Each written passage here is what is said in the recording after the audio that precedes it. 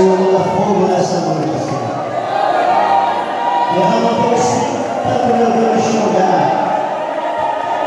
Engrandece, meu Deus, o teu santo nome. Pois precisamos, meu Deus, de renovação espiritual. Precisamos de revestimento de poder, Senhor. Aleluia!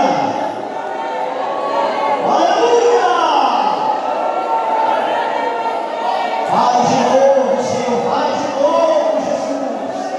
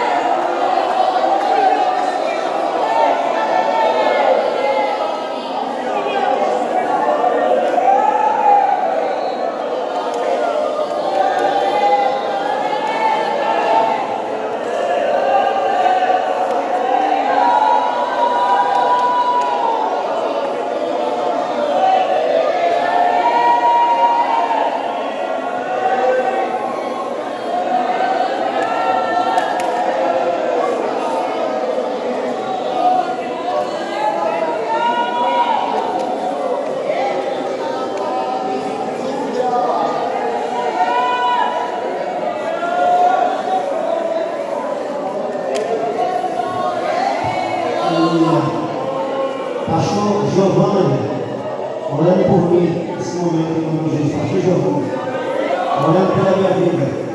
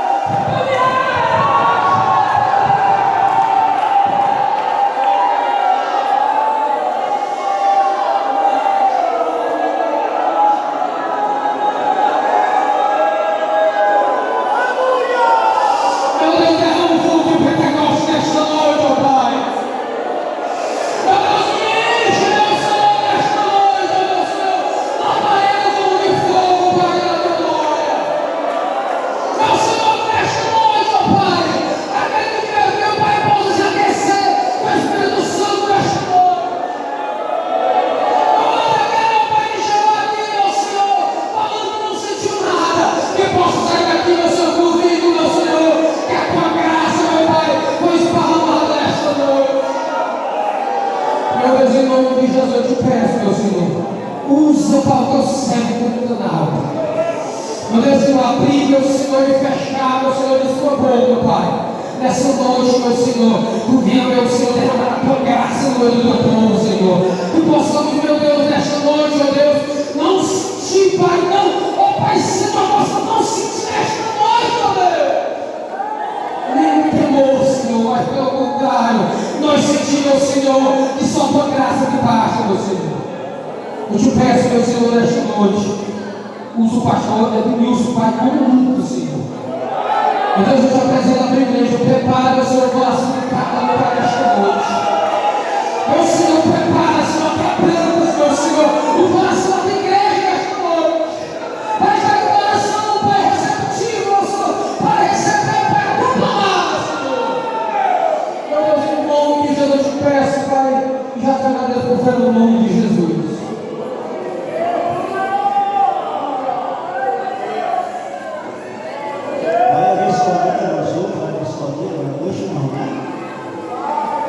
Não, amém. Louvado a Deus.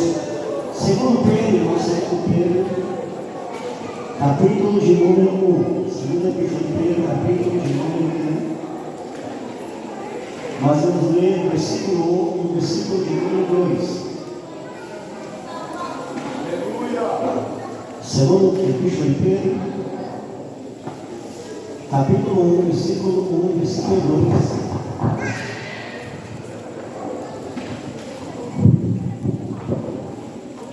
Diz assim, a santa e poderosa palavra do Senhor. Simão Pedro, servo e apóstolo de Jesus Cristo, aos que conosco alcançaram fé, igualmente preciosa, pela justiça do nosso Deus e Salvador Jesus Cristo. Graça e paz vos sejam multiplicadas pelo conhecimento de Deus e de Jesus, o nosso Senhor. Vamos para sentar-se nessa noite. Glória a Deus. Louvado seja Deus.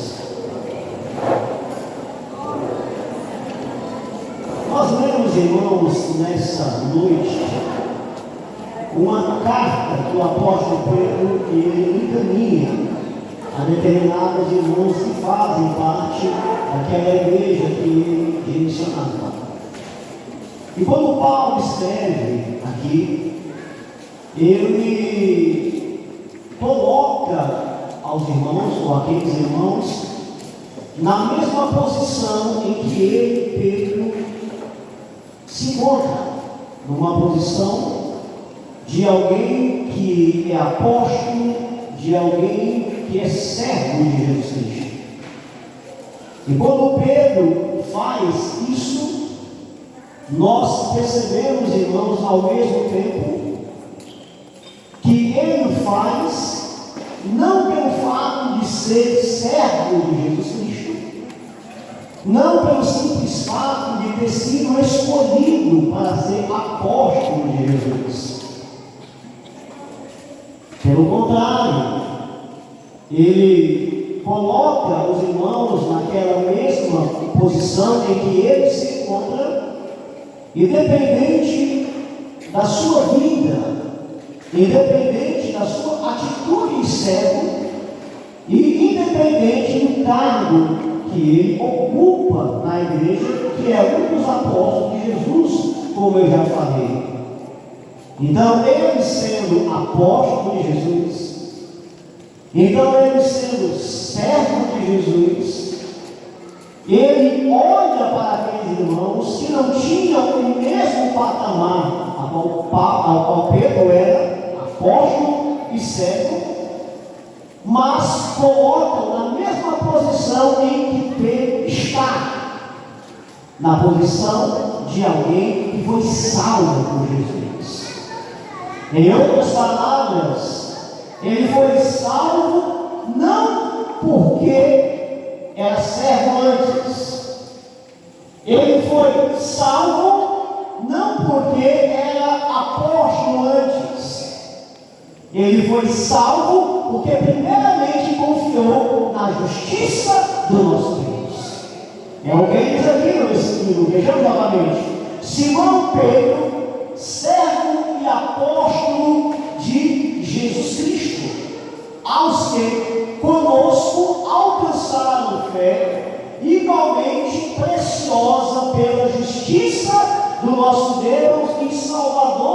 de Jesus Cristo. Na realidade, a condição de apóstolo agora era o de menos.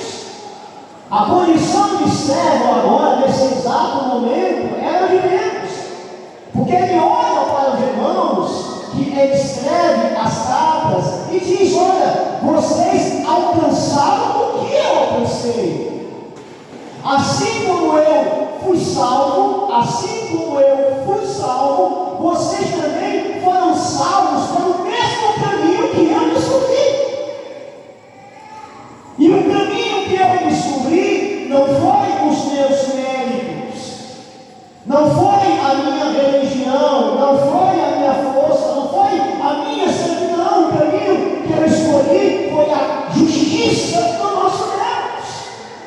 Por isso, irmãos, ele coloca eles, irmãos, agora escreve no mesmo patamar, na mesma importância, sem fazer acepção. Porque a posição que Pedro está é a mesma posição que aqueles irmãos também se encontram na posição de salvos de Jesus Cristo. E essa justiça, Pedro descobriu, meus amados irmãos, através do Evangelho que ele recebeu de Jesus Cristo. Uma justiça a qual ele descobriu que outrora, no passado, por mais que o homem tentasse salvar-se pela sua religião, religiosidade, o homem não alcançaria o favor de Deus, porque o homem estava na posição de condenado, estava na posição de alguém que estava afastado de Deus, estava sob pena de condenação. E porque por mais que o homem tentasse ser aceito por Deus, seja pela religião, seja pela caridade, seja pelas boas obras, o homem não alcançaria, irmãos, o perdão e a salvação de Deus, porque outros tentaram no passado. As leis, os mandamentos aumentariam mais a insatisfação de não conseguir. A religiosidade também era tentar alcançar, mas o homem não sentia nada através dos seus esforços próprios para chegar a Deus. Mas o apóstolo Pedro, irmãos, como os demais apóstolos, como os demais discípulos, ele alcançara isso, a salvação, o perdão, através daquilo que Deus ofereceu. E ele pode escrever essa carta com alegria, com satisfação, e pode olhar para os irmãos e dizer: vocês alcançaram uma fé preciosa. A fé que eu tenho é uma fé preciosa. Inclusive ele vai dizer isso no capítulo 2 também. Uma fé, eu leio, uma fé preciosa, a qual é alcançada. E ele coloca, meus amados irmãos, aqueles irmãos ali também que alcançaram essa fé, que foi eleita e preciosa. E isso é tão precioso para Pedro, que lá em Atos capítulo 4, versículo 11, ele vai confirmar isso, dizendo: nem outro nome é dado abaixo do céu, pelo qual possamos ser salvos, a não ser o nome de Jesus. Em 1 Pedro 2,24, irmãos, ele vai dizer também que Jesus ele mesmo levou os nossos pecados no madeiro.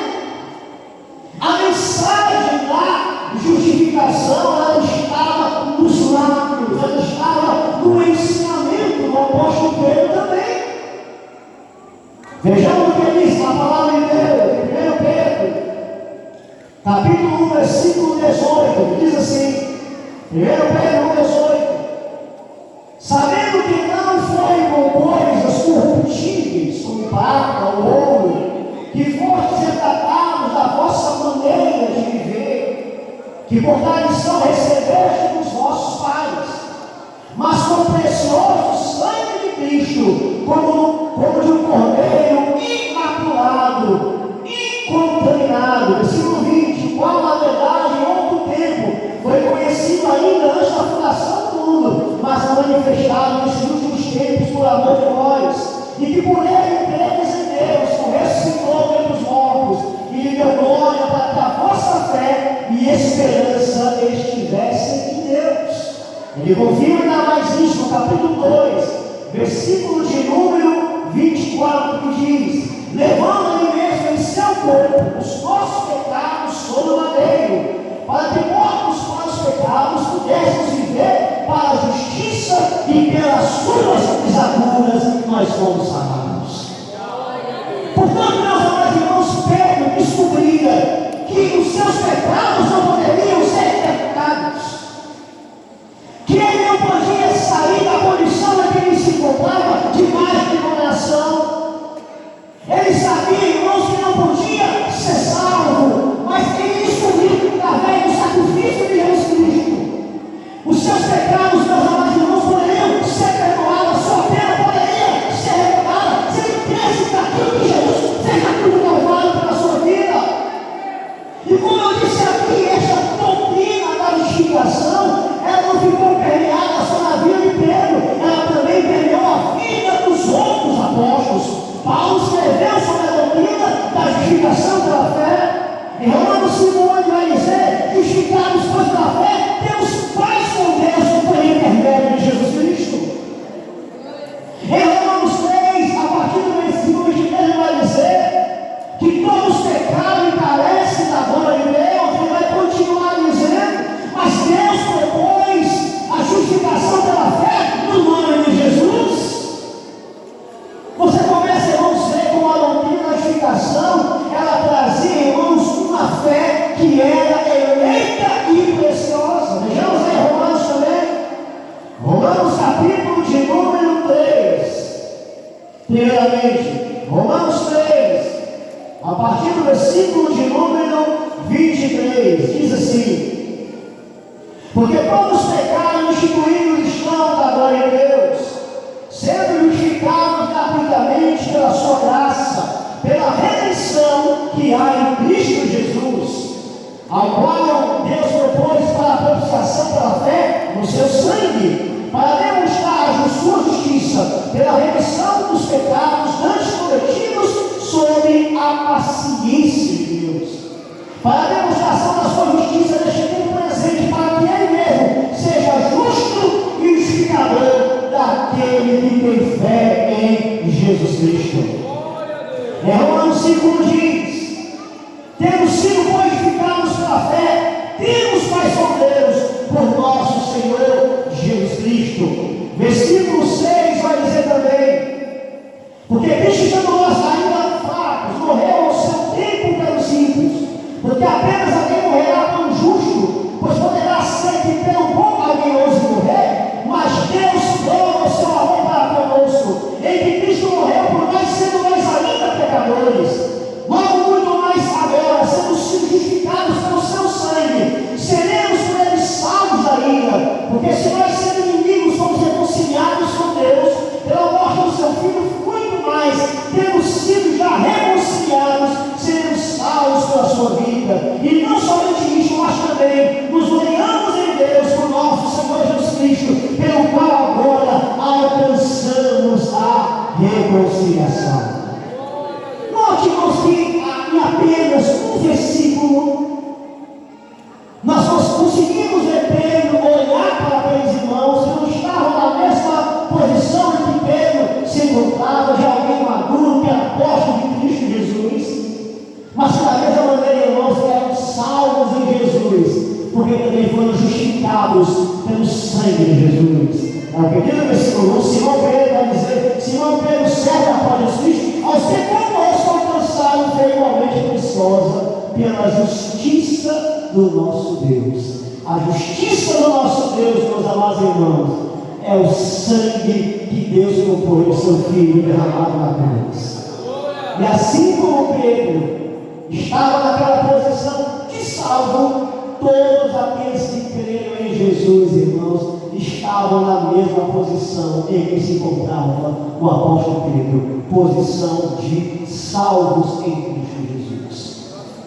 Dando como início desta mensagem, eu quero propor, irmãos, nesta noite, é que nós voltemos a valorizar uma coisa que se fala muito, que é a palavra fé.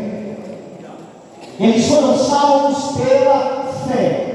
O apóstolo Paulo diz que pela graça sois salvos por meio da fé, isso não vem de vós, é dom de Deus.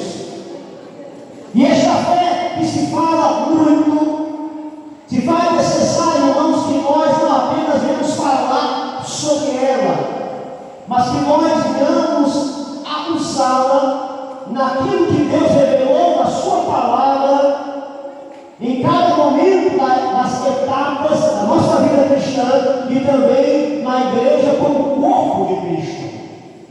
Porque Deus também não apenas nos salvou pela fé, quando nós cremos em Jesus, o seu sangue que foi derramado na cruz.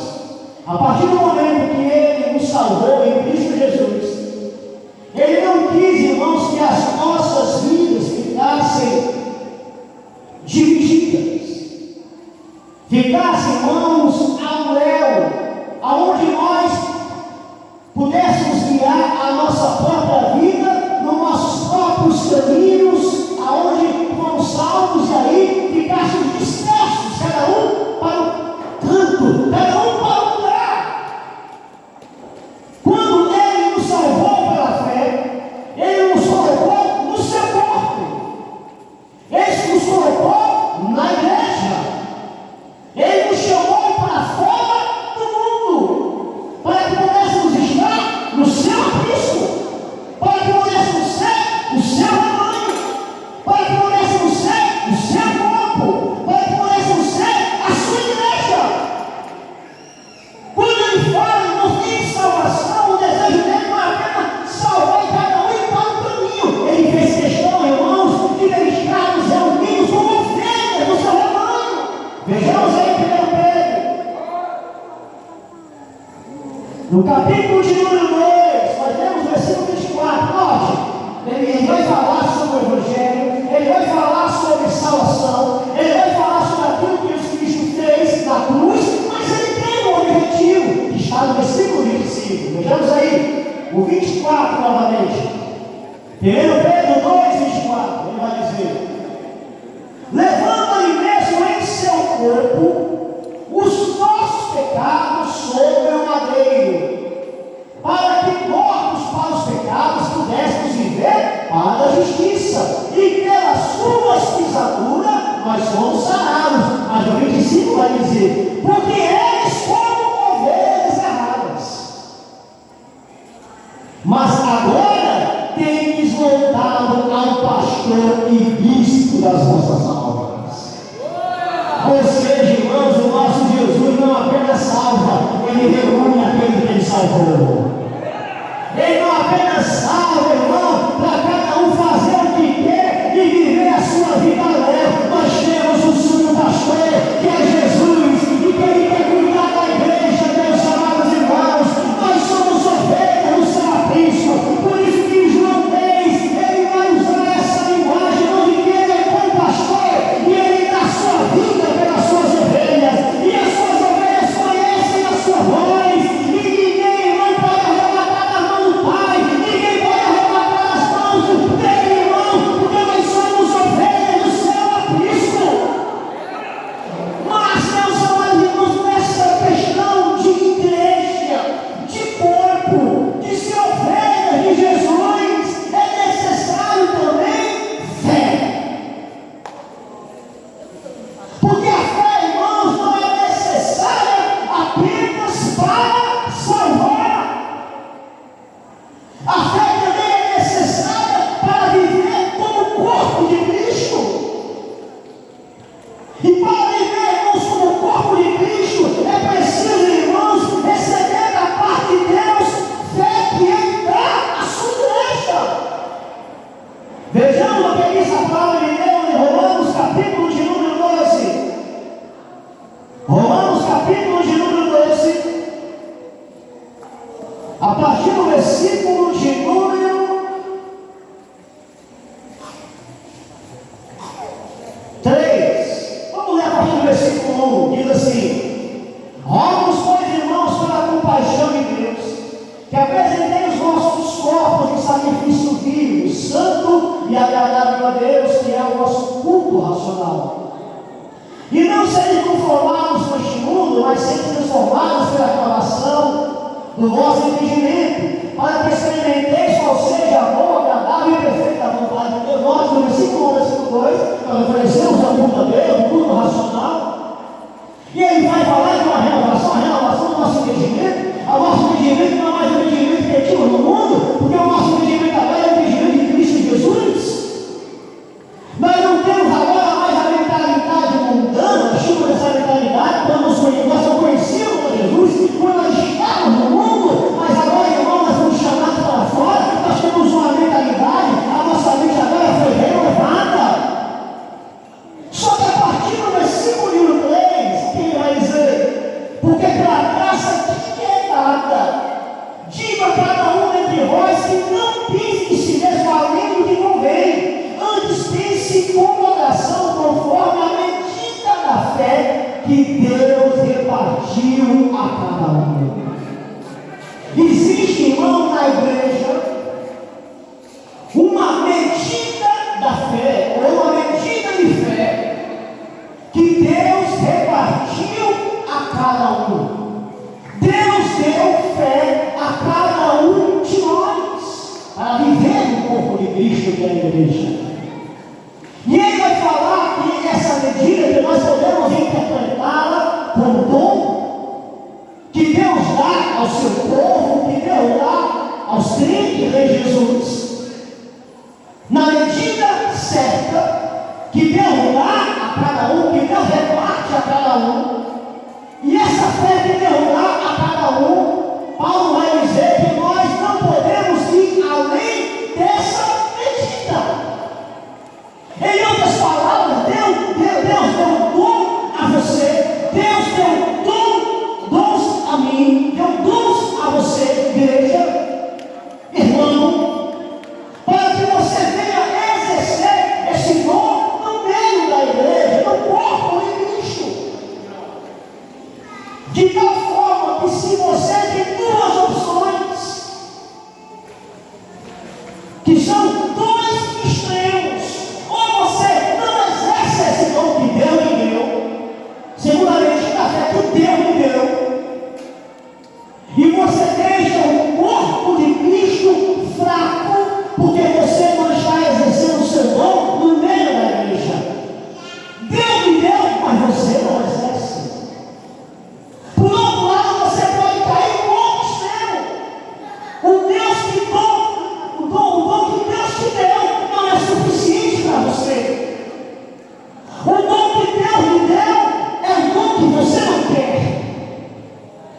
O dom que Deus te deu é um Deus que você não aceita, porque você quer outro dom, você quer outra medida, você pensa além daquilo que Deus deu. Vamos estar aqui no versículo 3 novamente. Porque pela graça que me foi dada, porque pela graça que me é dada, diga a cada um de vós que não pense em si mesmo, além do que convém. Ou seja, Deus me deu um dom, mas você não quer esse dom. Você pensa além, você quer outro dom, você quer ir além, mas não foi esse que Deus te deu. Deus te deu outro dom, mas você quer ir além, você quer outro dom, que não é o dom que Deus te deu, você quer ir mais além. E aí, meus amados irmãos, você acaba não exercendo o dom que Deus te deu, porque você quer outro. Ou você não exerce, caindo no extremo, ou você quer exercer outro, você está fazendo outro que não é o teu. E o resultado disso, meus amados irmãos, é que a igreja de Cristo Jesus, ela não vai ter a saúde plena.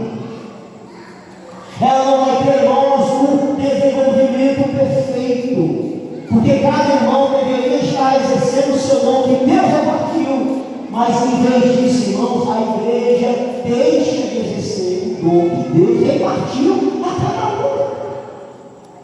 Em outras palavras, se todos forem braços, irmãos, a igreja não caminha.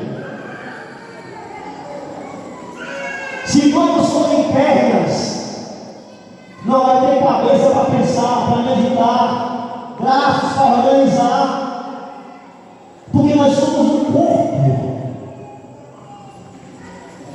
Nós somos, irmãos, um corpo para funcionar. O apóstolo Paulo, irmão,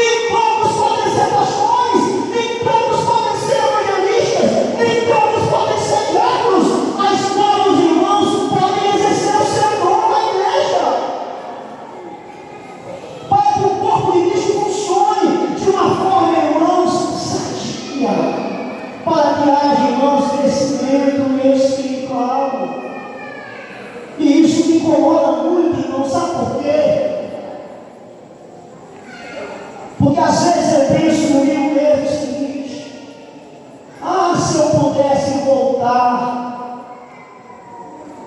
no tempo e não ter aceitado em ser pastor.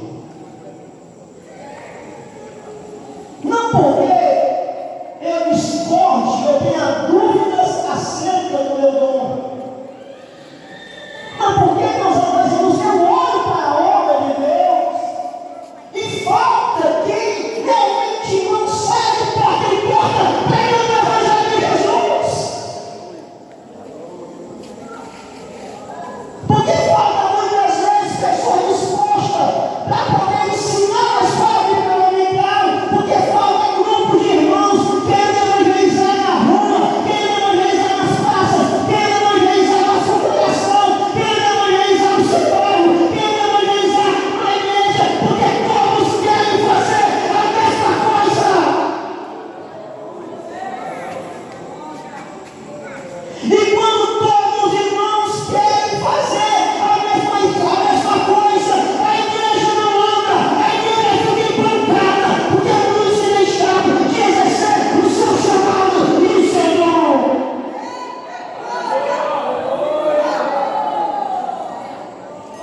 Valorize a pregação das praças, valorize a escola bíblica, valorize evangelizar de casa em casa, valorize aquilo que Deus te chamou.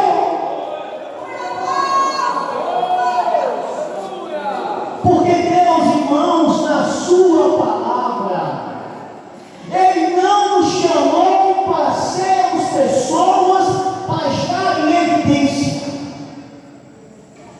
Eu não quero ser um pregador para estar em evidência. Eu não quero ser um palestrante para estar em evidência. Porque Deus não nos chamou para ser estrelas.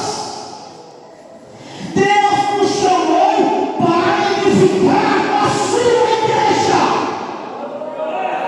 Deus nos chamou para edificar o corpo de Cristo. E quando isso acontece, quando cada um exerce o seu dom.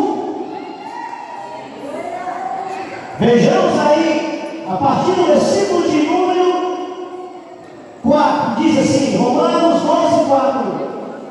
Porque assim como em um corpo temos muitos membros, e nem todos os membros têm a mesma operação. Note, nem todos têm a mesma operação. Continua. Assim que nós somos muitos, somos um só corpo em Cristo, mas individualmente somos membros uns dos outros. De modo que temos diferentes dons, segundo a graça que nos é dada. Se é profecia, seja ela segundo a medida da fé. Se é mistério, seja ministrar. Se é ensinar, haja dedicação no ensino. Ou que exorta, use desse dom em exortar. Ou que reparte, faça com lealdade. Ou que preside com cuidado. Ou que exercite misericórdia com alegria. Note, nem todos têm a mesma operação. Mas quando cada um exerce isso aí, irmãos, a igreja anda, a igreja funciona. Não dá para todo mundo ser a mesma coisa, irmãos. Porque se for a mesma coisa, a igreja não vai andar. Vejamos aí 1 Coríntios, capítulo de número 12. 1 Coríntios, capítulo de número 12. A partir do versículo de número 1 diz o seguinte, acerca dos dons espirituais. Acerca dos dons espirituais, não tem irmãos que sejais ignorantes. Vós bem sabeis que é gentil levado aos seus mundos conforme és criados. Portanto, vos quero fazer compreender que ninguém que fala para o Espírito de Deus diz Jesus é anátema. E ninguém pode dizer que Jesus é o Senhor senão pelo Espírito Santo. Ora, a diversidade de dons, mas o Espírito é o mesmo. E a diversidade de mistérios, mas o Senhor é o mesmo. E a diversidade de operações, mas é o mesmo Deus que opera tudo em todos. Mas a manifestação do Espírito é dada a cada um para o que for útil. Porque a um é dada, o Espírito é dada a palavra, a sabedoria, e outro pelo mesmo Espírito a palavra do conhecimento. E a outro pelo mesmo Espírito a fé, o outro pelo mesmo Espírito os dons de curar. E a outro a operação de maravilhas, e a outra a profecia, e a outro o nome de ser Espírito, e a outra a variedade de línguas, e a outra a interpretação das línguas.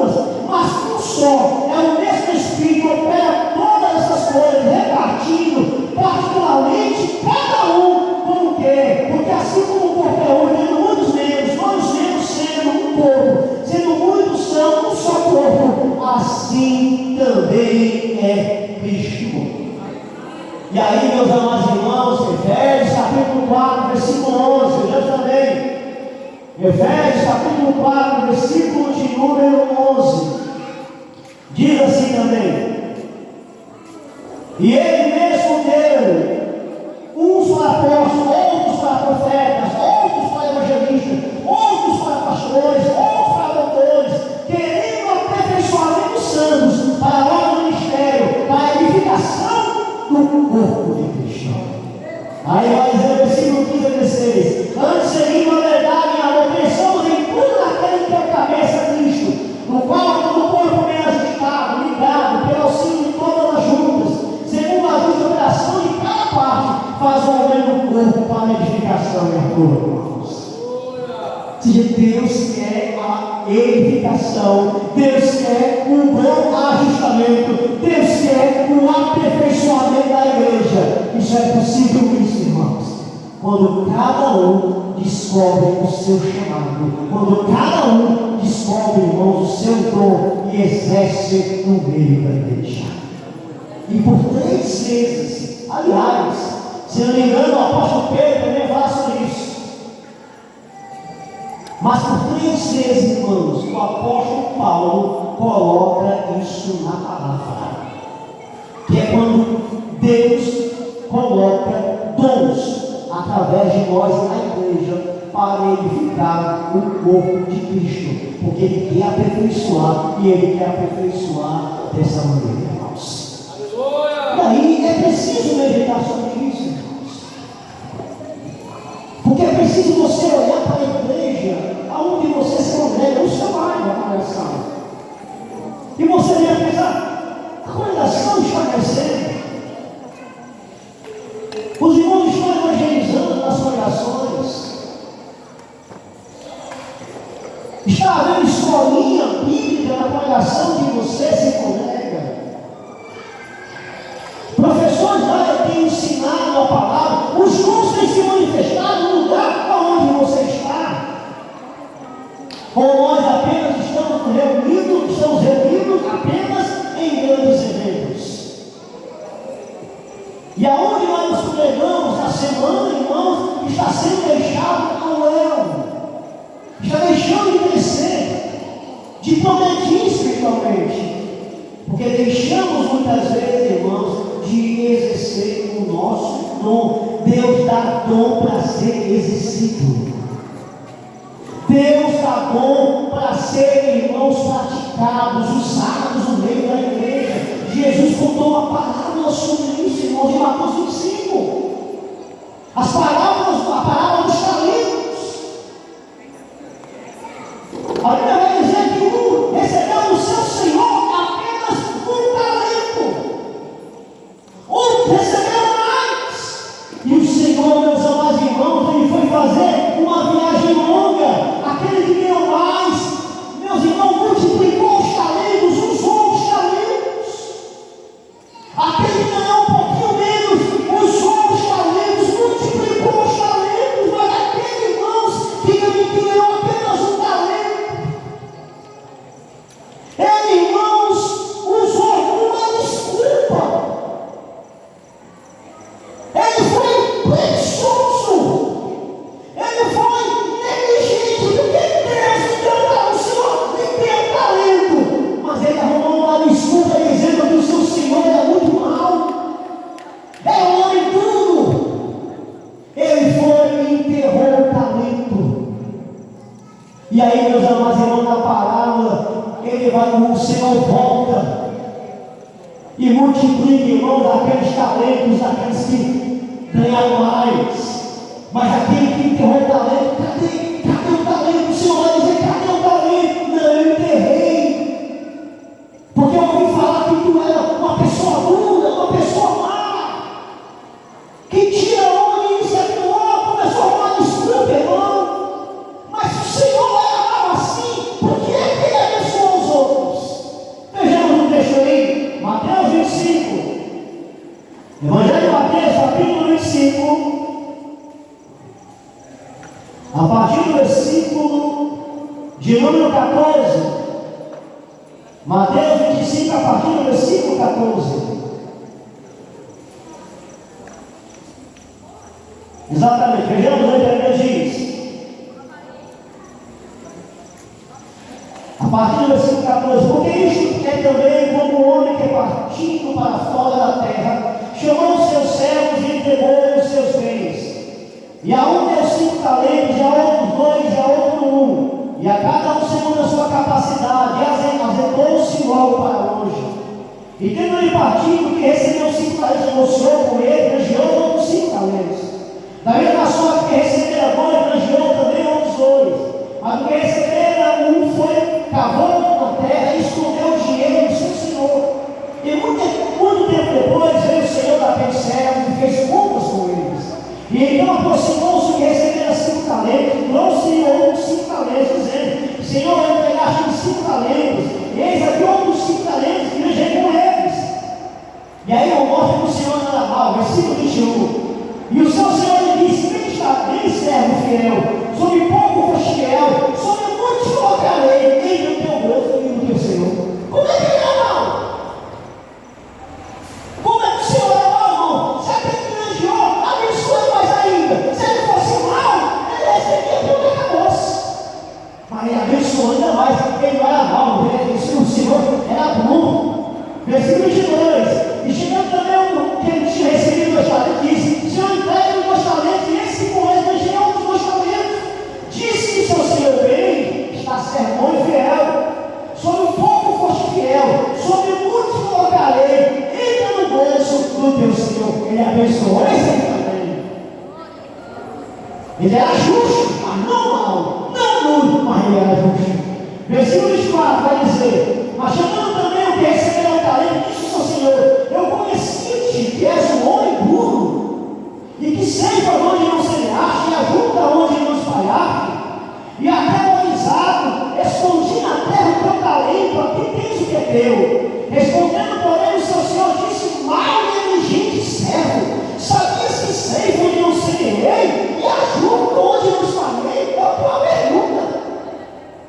Aqui o Senhor não confirma, não, irmão. Ele vai dar uma pergunta: que história é essa? Você pensou isso de mim?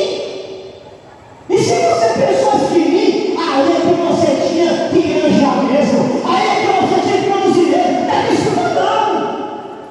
E aí, meus amados irmãos, ele vai dizer a partir do versículo 26: devias então ter dado meu dinheiro aos banqueiros, e quando eu viesse receberia os meus com juros. Tirai depois o talento, dai ao que tem talentos, porque qualquer que tiver será dado, e terá em abundância, mas o que não tiver, até o que tem lhe será tirado. Meus amados irmãos, Deus deu talento para mim, Deus deu talento para você, Deus deu talento para a igreja, Deus deu dom para a igreja, e não deu para ser negligenciado. Deus deu para ser usado, não deu para a igreja. Tem que usar, porque Deus quer, irmãos, que cada talento seja usado no meio da igreja. E para isso, meus amados irmãos, você tem que aceitar pela fé o que Deus te deu, tendo em vista o aperfeiçoamento dos santos. Sem isso a igreja não vai ter pregação boa, vai ter pregação bonita, vamos se reunir aqui e acolá, vai ter momentos esporádicos de conversão, de batismo com o Espírito Santo, mas sem, meus irmãos, o caminho que Deus criou pela sua palavra, a igreja não vai ser edificada. Porque não é só o pastor que edifica a igreja, irmãos. Todos nós edificamos os nossos outros quando exercemos o nosso dom no corpo de Cristo. Porque o nosso objetivo não é ser uma estrela. O nosso objetivo é edificar o corpo de Cristo. E cada um tem essa função. Nós precisamos de fé, irmãos, para acessar. Precisamos de fé para descobrir o nosso talento, o nosso dom na igreja, a qual Deus nos deu e repartiu, para exercer no meio da igreja. E precisamos, irmãos, de fé para ver o operar e o agir de Deus no meio da igreja. E quando eu falo aqui de fé, para que Deus possa operar no meio da igreja, irmão, eu não estou falando aqui de choro.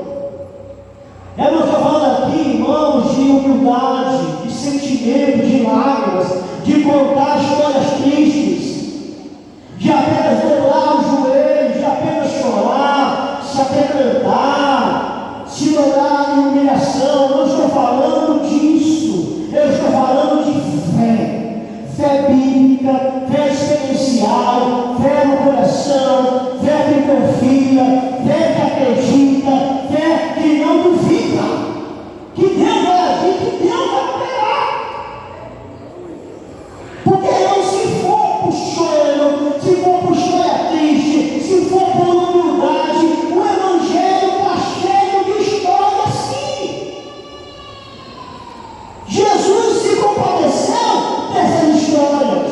Jesus viu essas lágrimas. Jesus viu essa humildade. Jesus viu a história triste. Mas o que Jesus se alegrou, o que o Senhor maravilhou, irmão, não foi da história triste, não foi do choro, não foi das lágrimas. O que ele se maravilhou foi da fé. Lembremos da mulher cananeia. Como era triste, irmãos, a história daquela mulher. Ela saiu correndo atrás de Jesus, dizendo: Jesus, a minha filha está sofrendo terrivelmente, ela está atormentada. Meus irmãos, aquela mulher tinha uma vida sofrida, com a sua filha que estava ali sofrida, mas Jesus não ligou. Mas de repente Jesus olhou para aquela mulher e disse: mulher, não visse não primeiro as ovelhas perdidas da casa de Israel.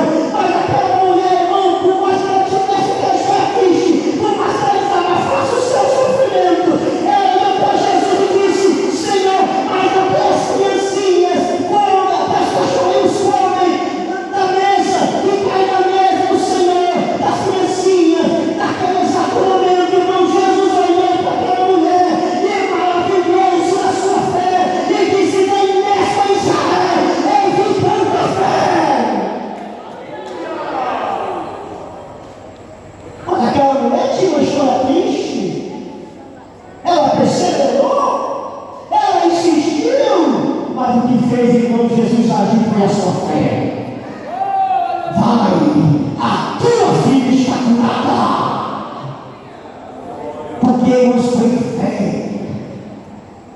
Lembremos também, irmãos, do centurião. O centurião mostrou humildade. Que humildade! Senhor, primeiro contou essa história triste. Senhor, lá em casa eu tenho um empregado meu que está sendo terrivelmente atormentado com os dores. Jesus disse: eu vou lá curá-lo? Não, Senhor. Não, eu sou homem sob autoridade. Eu exerço autoridade. Tenho pessoas sob minha autoridade. Assim também és tu, Senhor. Disse uma só palavra: onde tu estás, e o meu servo vai ser curado. Nem mesmo, irmão de Jesus, em Israel eu vi tanta fé. História triste, choro, lágrima, sofrimento, irmão, meus irmãos, para convencer a Deus, nós vamos precisar muito mais que isso. Vamos precisar de fé que não duvida, fé que acredita, fé que confia, fé que crê. Vejamos o que diz a palavra de Deus em Marcos, Evangelho de Marcos, capítulo de número 9. Evangelho de Marcos, capítulo de número 9.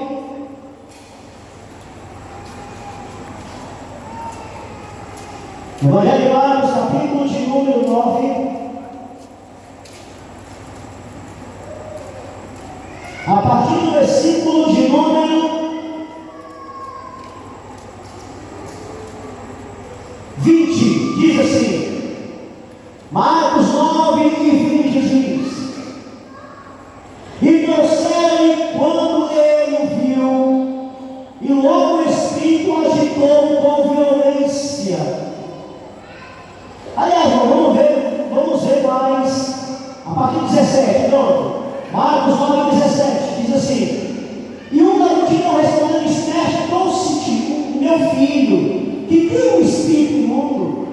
E este onde quer que eu apanhe, despedaço ele espuma, e arranha os dentes e vai definhando. E eu disse aos seus discípulos que o expulsassem, e não puderam. Nossa, ele contou a história triste. Contou a história da sua vida. Contou o seu sofrimento. Versículo 19. E ele respondendo disse: ó geração incrédula, até quando estarei convosco? Até quando sofrereis ainda? Trazei-me. Versículo 20. E trouxeram-lhe, e quando ele o viu, logo o espírito o agitou com violência, e caindo endemoniado por terra, revolvia espumando. E perguntou ao pai dele: quanto tempo há que lhe sucede isto? E ele disse: desde a infância. E muitas vezes o tem lançado no fogo e na água para destruir. Mas tu podes fazer alguma coisa?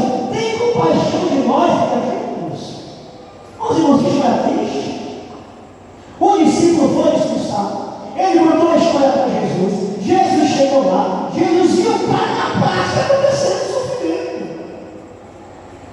Além do homem, do pai, ter contado a história, quando Jesus chegou lá, o cara ficou endemoniado, Deus filho. Jesus perguntou: ele quando acontece isso com o pai dele? Ele falou assim. E aí, irmãos, aquele homem olha para Jesus e diz: Senhor, tu pode fazer alguma coisa? Nós, com toda a história, com todo o sofrimento, irmão, o homem olhou para Jesus e perguntou: Senhor, tu pode nos ajudar? Tem compaixão de nós? Jesus disse: se tu podes crer, tudo é possível ao que crê. A questão não é se eu posso fazer, a questão é se você pode crer. Mas pastor, eu estou sofrendo muito, Jesus tem que me ajudar. Ele tem poder para isso. A questão não é essa, você pode crer que ele pode te ajudar nessa noite. Ele quer mais história, irmão. Ele quer fé, porque sem fé é impossível agradar a Deus.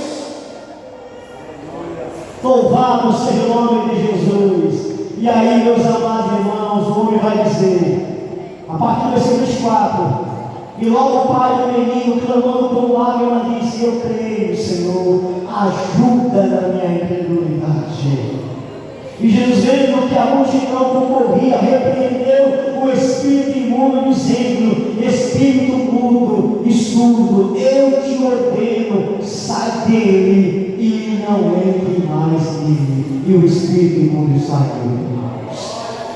Porque Deus, nesses dias, quer ver fé bíblica, quer ver fé real, quer ver fé que não duvida, quer ver mais choro, quer ver mais milagre, quer ver fé crua, viva no coração dos crentes.